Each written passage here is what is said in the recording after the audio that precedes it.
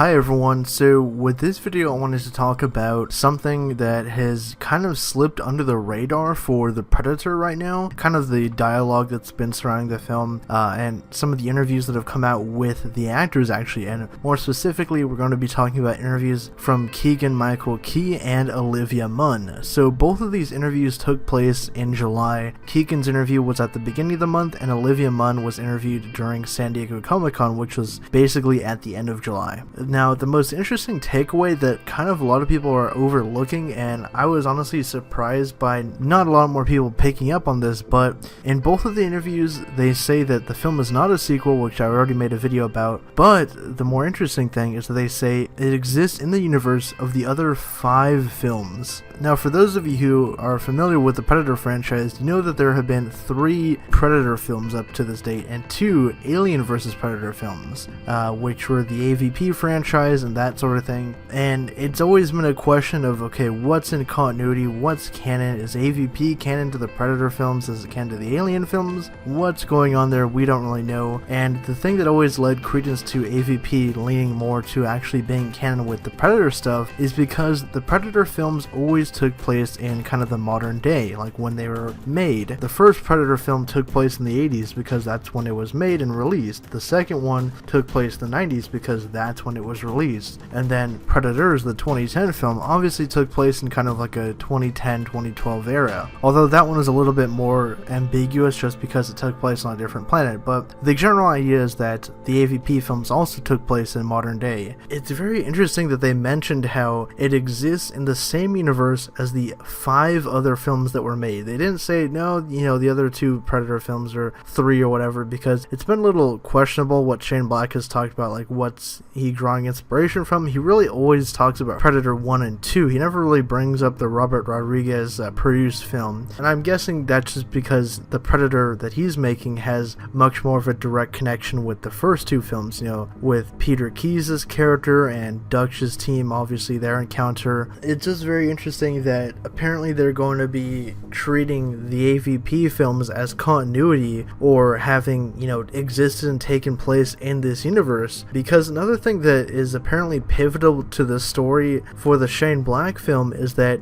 the humans and the government have known about the presence of alien species for quite some time apparently. I guess this is all because of the information that came out from the Dutch encounter and the encounter in LA with Harrigan and his detectives. So that's just very interesting to me because I'm like, okay, so does that mean AVP existed in the Predator timeline, but then so the Alien film timeline is different then? So now we have 2 universes, I guess, you know, Predator universe that somehow includes xenomorphs, I guess, and then you have the Alien timeline which just has the sort of Prometheus stuff, I guess, then Ripley's story. Okay, but that's just really confusing to me now because it's like, okay, so with Predator's story, I mean, obviously there was the little Easter egg in Predator 2 with the skull in the trophy room, which I always thought was really cool, and it was just one of the most organic ways to actually tie the 2 universes together. For some reason they've always been adverse to it, or at least the directors behind it, but I know that Fox went along with the idea and made the 2 AVP films. So I mean, I've always wanted to see a shared universe personally, and if